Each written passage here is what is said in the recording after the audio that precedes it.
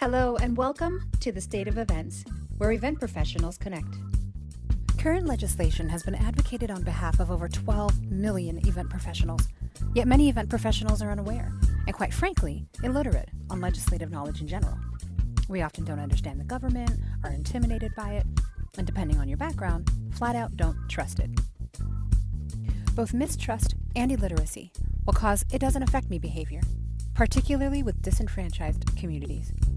Legislative Literacy is a podcast series intended to establish legislative literacy, dispel governmental myths, and ultimately create a space for listeners to gain bite-sized information, empowering you to take action. Well, hello, friends and enemies. You know, sometimes enemies listen to the show. You never know. Keep them closest. Yes. We have Alicia Falango, one of our trusted event professionals in the event industry, holding it down in California for the California Live Events Coalition. Welcome, Alicia. Happy to have you. Thank you so much for having me. I'm really excited to be here today. Absolutely. Alicia, can you tell everyone a little bit about yourself, your business, what you do, and how you kind of play into the event ecosystem? Yeah. So my name is Alicia Falango. I am the owner and founder of Alicia K Designs, which is a boutique event production and design company in San Francisco. I am also co-owner of EYC Event Rentals. I have been in the event industry basically my whole life. I was even raised in it, so I feel like it's been part of my blood for a very long time. As COVID evolved, I realized I wasn't probably going to be planning events for a little while due to COVID. That's when I just really had to get into action, and that's when we founded the California Events Coalition. And over the last year and a half, that has been my main focus. As you know, events, they're slowly amping up now, or fastly amping up now as well. I'm sure we'll discuss, but that's been my new focus, is working with the CEC and the LEC to advocate for the live events industry. I love that. I don't think I have yet to meet someone who's actually sort of like born and raised like in the family business. Tell us a little bit about that. How did your family get involved? Yeah, so I grew up in the restaurant and catering world. So both my mom and my uncle were both in the events or in the restaurant world, but they would service events. Later in my mom's career, she actually started getting involved on the floral side and did wholesale floristry. This was just what I was raised around when I was a child. When I was a teenager, that was my summer job, was working for them, catering companies, restaurants, then eventually a flower business. And I loved hospitality. I did it throughout college. I went to college down in Santa Barbara and was very involved in the hospitality industry and events down there. And to be honest, I always thought of it as quote unquote like my college job. I think because I was raised in it, it was always just like my summer job, that I never thought of it as like my long-term career. And then I left it for like a couple of years and I said, what am I doing? This is not what I was meant to be doing, because I love events. I love hospitality. I love creating experiences and having an effect on people's lives by creating these experiences. And so I took those summer jobs of working for my family and then turned it into my event production business. Wow. So you're kind of set up to just go into it for yourself as a business owner. What was that transition like? Was that like a deliberate choice? Like it was like, I'm going to be a business owner? You know, it happened very organically. While my mom was in florals at the time that I started doing event planning, I also didn't know what part of the business I wanted to be in. So initially, when I first got back involved in the industry, I actually was working for a catering company. I was working with florals. I chose to work in all the different areas, the different sectors of the industry, so I can understand what I was going to gravitate towards, because I had had so much experience in different areas. But on a quote unquote job perspective, I needed to understand where I wanted my direction, where I wanted my path to go. And I realized really early on that I kind of just wanted to do it all, in the sense that one of the things I love about being an event producer is we get to touch so many aspects. And some days my job is very creative. The very next day, my job is all spreadsheets. And the day after that, I'm putting out fires and dealing with clients that are crying because of COVID. It's very well-rounded in terms of skill set, and it keeps me intellectually stimulated because of that. So yeah, I was very fortunate early on to realize that I did want to have a say in kind of the whole kit and caboodle. So that's how it evolved. And then I think within 4 years of kind of working for different sectors of the industry is when I finally started Alicia K Designs, which was almost 20 years ago. I really don't like saying that out loud because I'm aging myself, but yeah, about 20 years ago is when I started my own company. So awesome. And you know, you were 5 when we started, so That's exactly right. That's exactly right. Thank you very much. Wow, what a journey. That's interesting. My family, we actually share that. My both sides of my family, my mom's side and my dad's side, has the catering background, and we have just come from chefs and lines of chefs, and so yeah, I think food, just being involved with food at a young age, you're either going to go into the restaurant industry yourself, or you're going to be just a very good cook. And Yes. I Or did you're going to both. run the opposite direction. Or you're going to Right, run or the you're going to opposite completely direction. exactly. You're like, I've had enough. Yes, Yeah. yes. Well, so we're talking about legislative literacy this whole month. We're generating dialogue and creating awareness, and obviously want to get down to some advocacy work that event professionals can be involved in. But so, what happened in the pandemic to you, and then how did that sort of finesse your involvement with the California Events Coalition? Well, our cancellations for my business started in January of 2020, just due to the fact that I deal with a lot of conferences and tech companies in the Bay Area with international attendees. So we started to see this change. At that same time, I was like, what's going on? Then all of a sudden, February, March roll around, and then I think we're all kind of slapped in the face with the gravity of just what's in store for us. Um, right away, I had a lot of questions. I had a lot of questions on how the industry was going to deal with it. And I reached out to the organizations that I was associated with. And to be honest, none of them were really equipped to answer any of my questions. Who should I be reaching out to on the public side? Who should I be reaching out on the national side? I had all these questions and no one could answer them.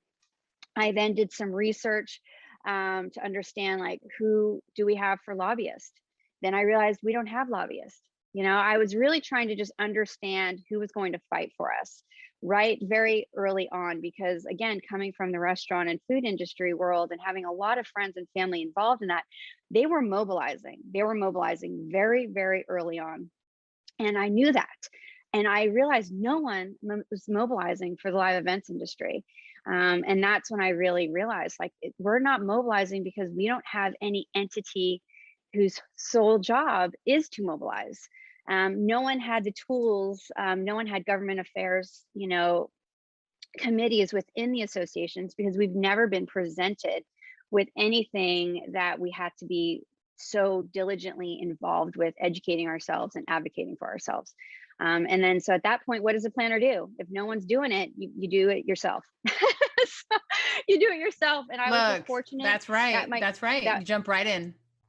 You jump right in. And I was very fortunate that there were 2 other producers, planners at the same point, Heidi Hughett and Kate Whelan, that they felt the same way. They were seeing exactly what was going on. And so we kind of joined together and we just realized we're going to have to create something for our industry to lean on.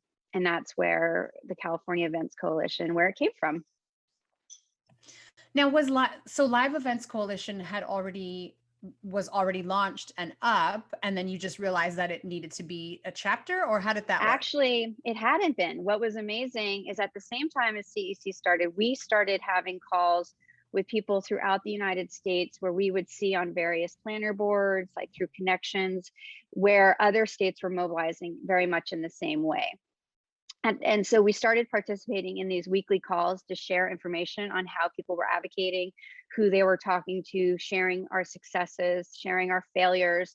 And at the same time, we saw that the DC Events Coalition was really starting to mobilize, really putting something together.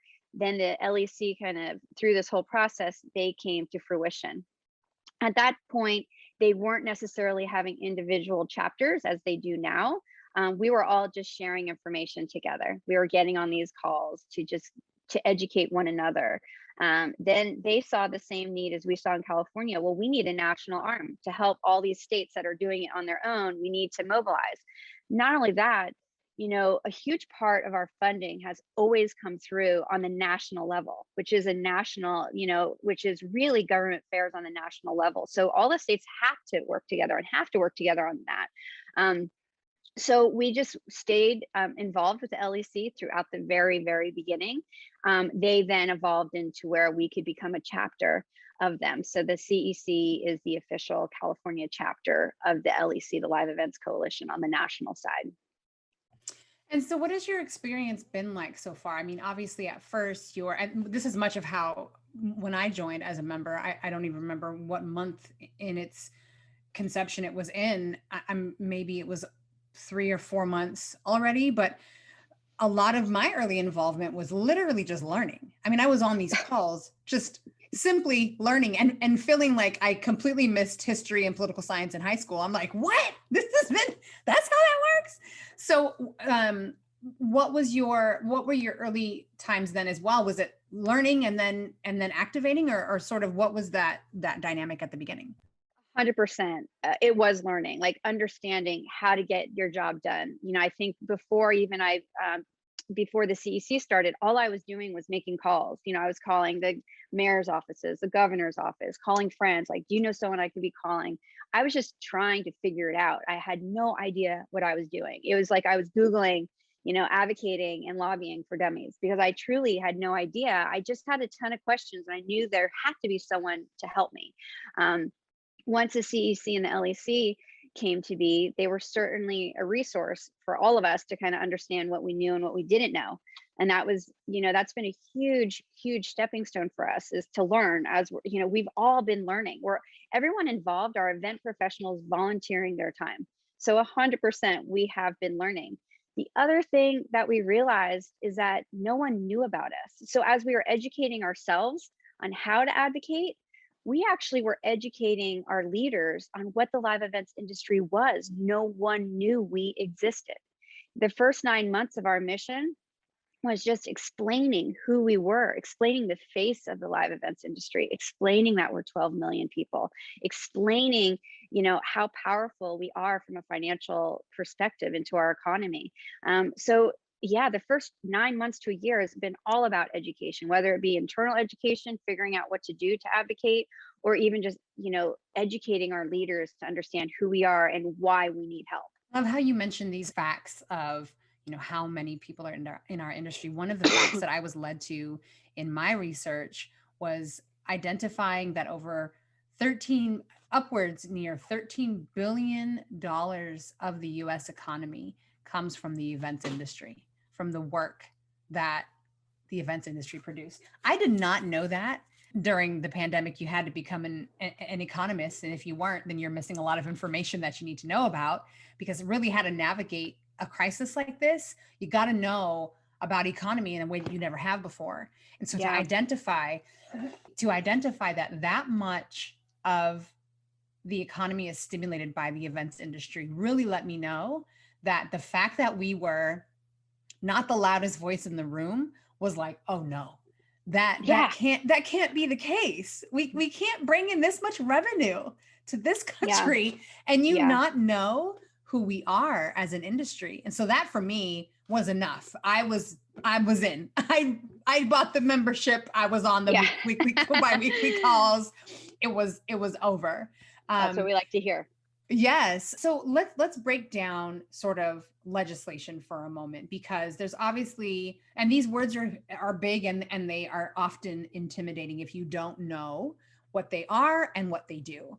And so what is legislation if we're looking at the local level, if we're looking at just the state? And for all intended purposes, friends who are listening, we're using, the state that we live in right now, obviously, is California. And so we are going to be using a lot of references to what's happening here in our state, which happens to kind of be reflective of a lot of metropolitan cities. Yeah.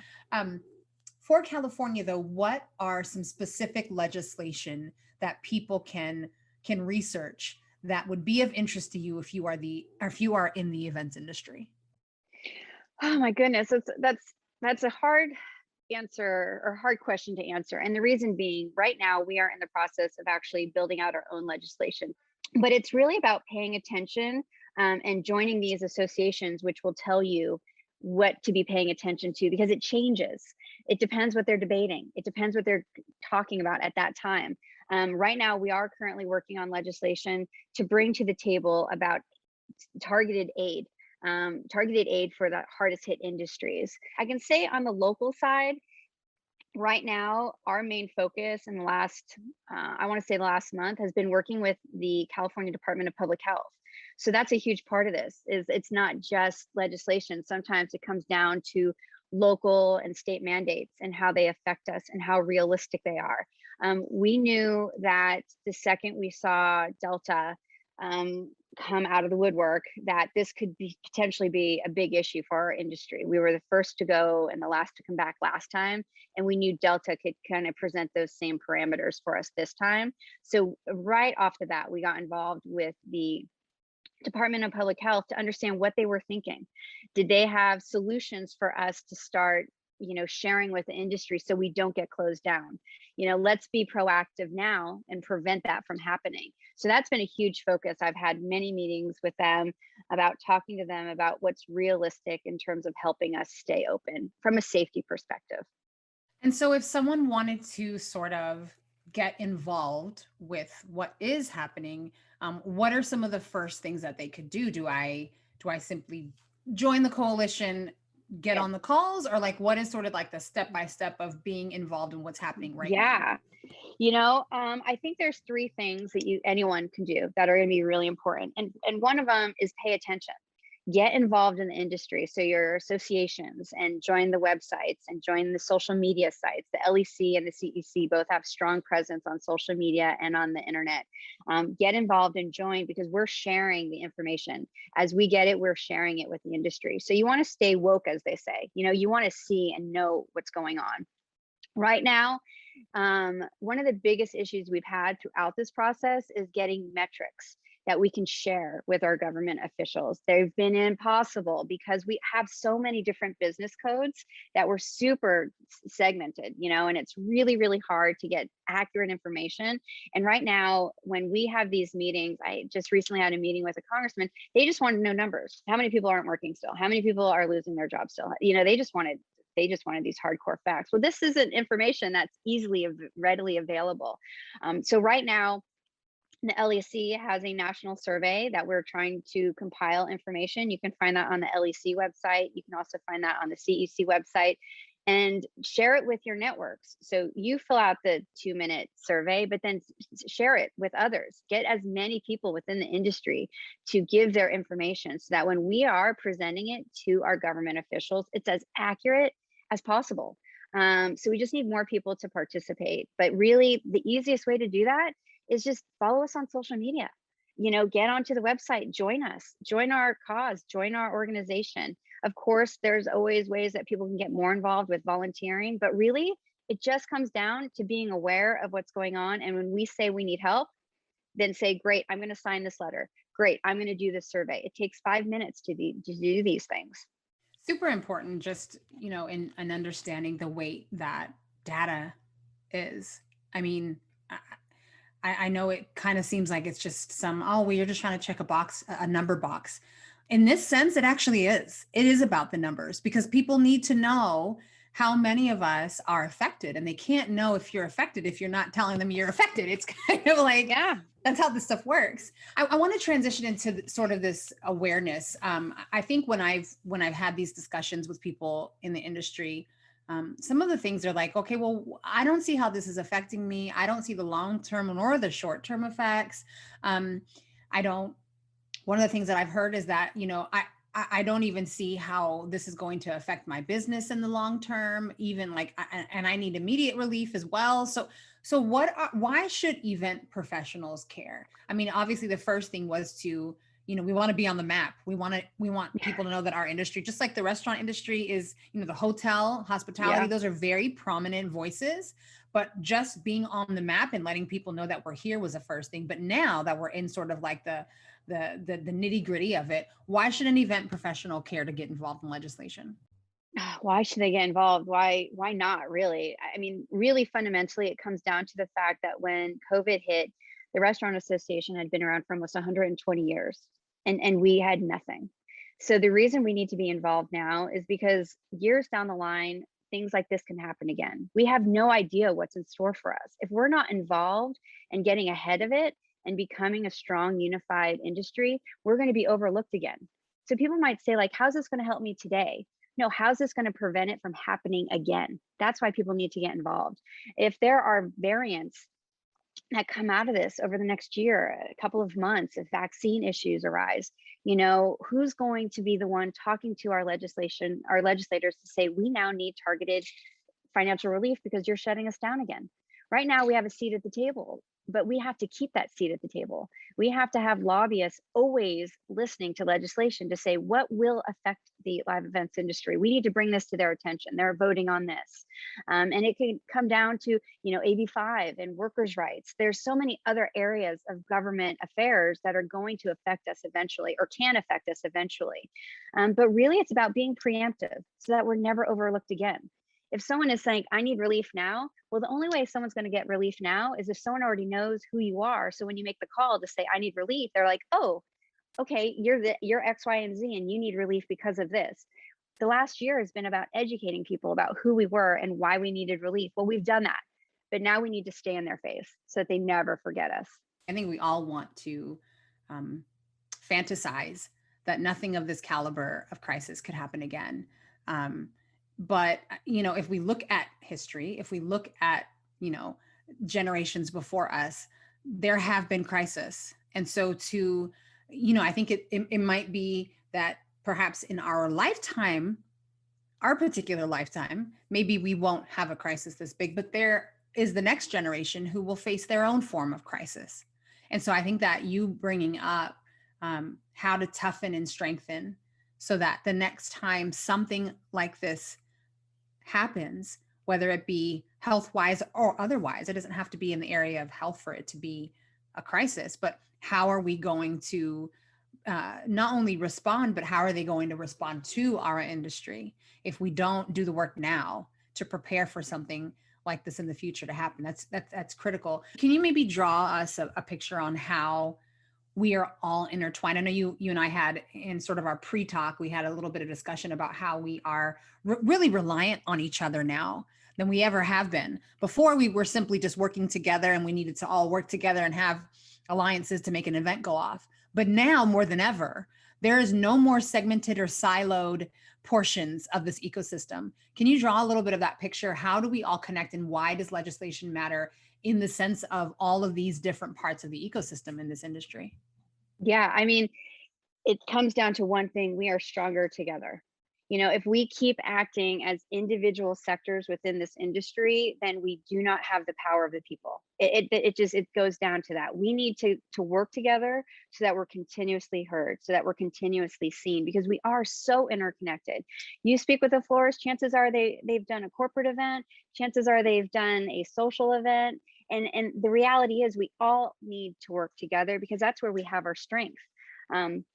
And the reality, it's just not even us needing to be unified from a level of being in a pandemic. It's about just being a really strong, unified industry that leads with integrity. We need to deal with, equity and inclusion issues. We need to deal with employee issues to make sure that rather than people feeling like they're a part of a gig economy, that they have a viable upward mobility within their career, that they feel that they're taken care of. Do you know how many people in our industry did not feel taken care of, because they were working with 10 caterers rather than being an employee of one of them? These are all issues that we need to address as an industry so that we are stronger, so that people can look at a career within the events industry and really see a lifelong career versus this is just my college job. This is just my job until I get this other job. Do you know how many people really look at it that way? Too many. And that was a huge disadvantage to us during all of this. But we need to just come together and realize that we need to lead with strength and integrity, and we need to come together and fight for one another. And then nothing can stop us. Nothing will overlook us again.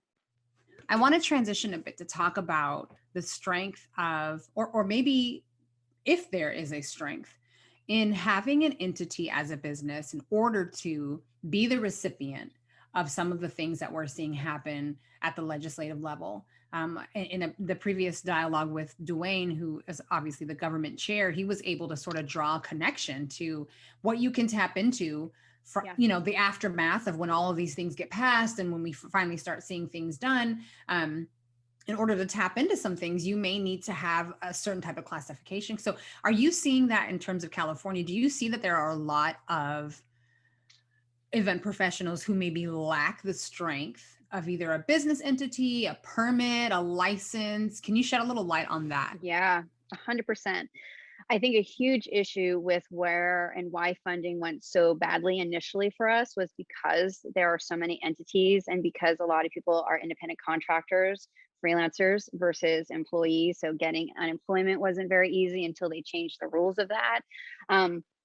I think what's most important for people to do is to really look at their successes and failures with the first round of aid, why they did or didn't get items. Because to be honest, every single grant, every single federal program had different qualifications. Some it was your benefit to be really small and not to be an entity, and others it was 100% to your benefit to be an entity. So one, it's to look at your individual business and see what went right and see what went wrong for it, and then correct it. That's super, super important. I know for me, one of the blessings that both of my companies were S Corps. And because of that, I'm an employee of my businesses. So I was treated as I had employee rights. And then as a business owner and being on the board of my two companies, I had employer rights. That was huge because my husband and I were able to get an assistance as individuals. And then we were able to treat our businesses differently versus so many people that were getting aid for their businesses, but had to use them personally because their businesses and themselves were one in the same. So that's something that was a personal success for me, to be able to treat that very differently. What was better for my family sometimes was very different than what was better for my business. So I was able to really look at it as two separate entities. But yeah, I think the back in the day, I had such a huge amount of independent contractors, floral designers that would come in per event or coordinators that would come in per event. I had my full-time staff, but now I know for a fact that everyone is an employee, and I know it's costing me more, but I also know that when I went to go get my PPP, because I didn't have everyone as employees, I only had a certain amount of my team as employees, that affected the amount of PPP I received. So I couldn't, pass off more money to some of my independent contractors. So I know people that have historically been independent contractors, they need to relook at how they're structuring and how they're getting involved with individual businesses. But that, I think, now is the time. What didn't work for you? What didn't work for you? Why didn't you get that grant? Find out why you didn't get that grant and then fix it. And then also just the amount of people that didn't have their books in order, because that was the other big thing. People were asking, you would go to get aid, you'd go do your application. They were asking financial questions. Again, I was I was in a benefit having two S Corps. I have to do this reporting. I have to be strong in it. And so I had the information like that. I'd get the application, and between myself and my bookkeeper, we'd be able to draw that application within the next couple of hours. It was very easy. Yet I had people reaching out to me like, well, how do you do this, Alicia? Where do you get that? That's the thing. Like, in order to get help, you need to be a strong business and just show that you're a strong business. That is so huge. I cannot stress that enough, friends. It is so huge to recognize that if you, and again, to kind of circle back to the mistrust, to the, I'm nervous and hesitant. Many people in our industry, because of the way that they started, which, sometimes it was on a whim, or it was like, I just fell into this because a friend keeps bringing me to their events to work them. But then that next step of becoming more legitimized is a fear, right? It's not only a fear because you don't understand the paperwork. I mean, just the paperwork alone is like, I don't want to do this. But on top of that, then it's like, oh, but I have to cut all these people different checks and all the money that I'm making is going out. But let me tell you, if I don't tell you later, let me tell you now, it is better to pay up front than to pay on the back end. 100%. Because you'll end up paying more in the end instead of paying more up front. I promise you that. 100%. And here's the thing that most people don't realize. everyone in our industry historically has been really okay with having this independent contractor structure. And I know one of the reasons is because it costs more. There's an implied, people are assuming that it costs more to have people as an employee, as you said, but really it doesn't, because you should be passing those charges, those costs of business to your client. If you are running your business properly, yes, the employee costs you more, but when you're figuring out your labor costs to do your invoice, you're accounting for that. So then we're starting to charge properly. We're starting to have a more uniform way of charging so that people can see, great, this is how much they've charged for labor, because there's a standard, a rate that we're paying people. But yeah, it's a misconception that having an employee is bad for your business. It's the exact opposite. It helps you, it gets you stronger, and it helps them. Again, my employees, that were my employees, no problem to get unemployment, no problem to get things going for them. But people that were independent contractors, people had to really fight to figure out how they're going to get money. And it's also too, when you look at having to get certain, legitimizing paperwork or legitimizing things, it also comes down to, particularly when you look at the employee structure, it also comes down to, if we want to level up as an industry, and I used to say this early on when I first started in the industry, is that we set the standard, we set the tone for our clients to understand how much I need to pay for something. If I'm constantly undercutting my competitor, and I say that in quotes because we're not competitors in this industry, we're absolutely collaborators. I need Alicia, Alicia needs me, Johnny needs we all need each other. However, if I keep undercutting my collaborator, my partner, my ally in this industry, then clients believe, well, I can always get something either cheaper, either a bit more off market. And what that does is that doesn't allow us as an industry to strengthen, because I need you to strengthen so that this is such 100%. We're so inter-reliant on each other. And so early on, you're starting out, I know, and I understand this, whoever's listening who is new to the industry, I understand that you're starting out and you don't want to sort of set your rates at something that's unattractive, because then I'm driving myself out of a deal, out of a client. But one thing that I said early on when I started in this industry is I said, if I continue to not charge my clients what I need to be charging them in order to survive as a business, in order to get the caliber of work that I want to give them, then I need to tell them that this is the rate and I can't budge. You can find other areas to budge. You can find other ways to get them a deal. You can pull from this and look at your budget in sort of a holistic way and do that. But there are certain things that you just need to say to a client. And if it walks you out of the deal, well, did you want the deal anyway? 100%. I think there's more than enough business to go around, and relationships with your clients should be based off of personality and aesthetic and their venue and the budget. There's so many other elements to it. Charging fair and not undercutting it's just a very easy way to have a stronger sense of integrity within your business. It's better for me. I've always felt like it's better for me to make less money if it means I'm running my business with integrity, if it means I'm proud of my business, if I'm trying to create careers for my team, that means more to me. And I would hope that more and more people, after going through COVID, both on a professional level and a personal level, is to learn. The universe gave us a sense of pause, right? As a group of people, we have to pause. We have to learn from that. We have to be better. We have to be better on the individual side, on the family side, and on the business side. Because once we're good, we're fundamentally good people and running business the right way, things will come around. You're going to get the right funding. You're going to get this. You're going to get that. Things will turn around. It's just, we just operated as an industry so differently across all the different sectors to no fault of anyone, to no fault of everyone. Most people were thrown into this career, and then they're like, wow, I like it. And they stick with it. And, we also aren't super transparent. We're an industry that keeps our information super tight. But we need to really look at ourselves as part of a greater machine. And the events industry is a huge machine.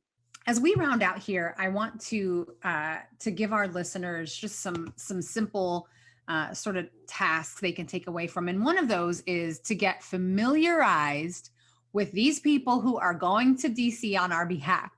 So can you just, and excuse me if I'm a bit on the spot here, but can you just maybe name drop any offices, just some names that people can get familiar with? And then if it's whether it's a local representative, who's representing our state, maybe just even those basics and fundamentals people don't know.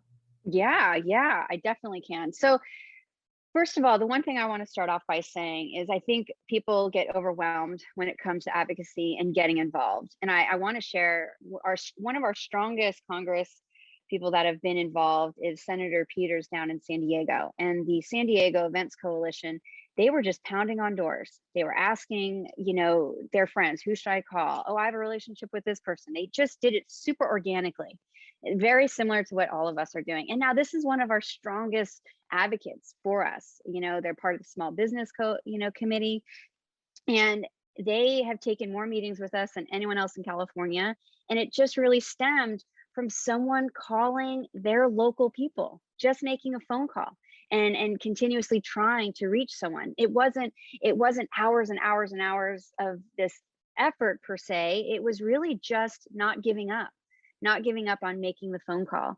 I know that Senator Peters has been huge for us within California.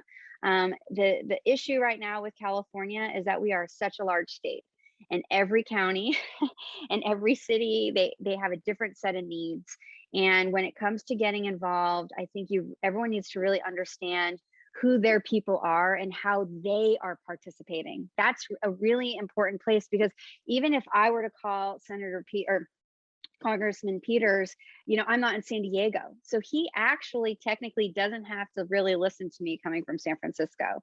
So it's more important that people become aware of who their representatives are, who their local team is, whether that be the Department of Public Health, just understanding who is governing their area.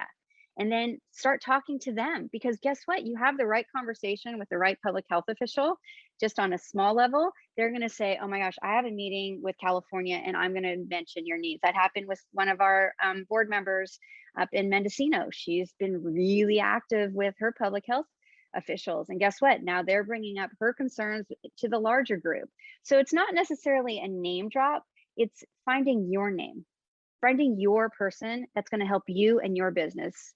What a lot of people don't realize is that they have to respond to you if you're a constituent.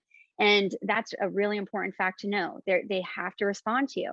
The other thing is that they have the power to help you. I know that with the SBA and the way things are operating with the SBA, if you call your local representative and saying, I'm having a bad experience with the SBA or the EDD or whatever it may be, they know people internally. They might be able to make a phone call for you. We have had those stories come through our office. So again, if you want to get involved, you really just have to look at it from your world and finding someone that can help your world, because that person that can help your world might be able to help the greater good of the industry just by giving you the right phone call, the right person to call. And then all of a sudden it turns into a meeting for national with Congressman Peters. If you follow us on our social media, both the CEC and the LEC, you're getting live updates on what's happening, on what we're fighting for. Like, hey, we need this survey filled out. Hey, we need this letter sent out. And if people have questions about like who their people are that they should be reaching out to, they can always reach out to the CEC, send us an email. We can help them find the appropriate person.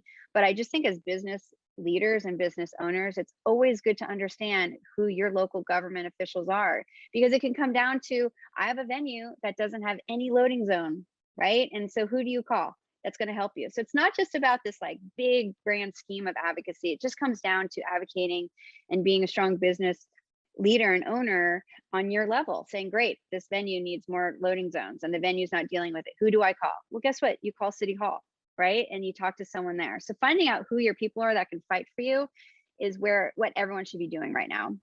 Wow, girl, well, you just worked yourself into an advocacy role. Oh my gosh. And now business is getting back and running. And I'm like, I know, and you're being pulled in both directions. Yeah. But so I'm just saying, really need more people. You already have the Senator glow. I'm just saying. So, you got my vote, Alicia. You got my vote.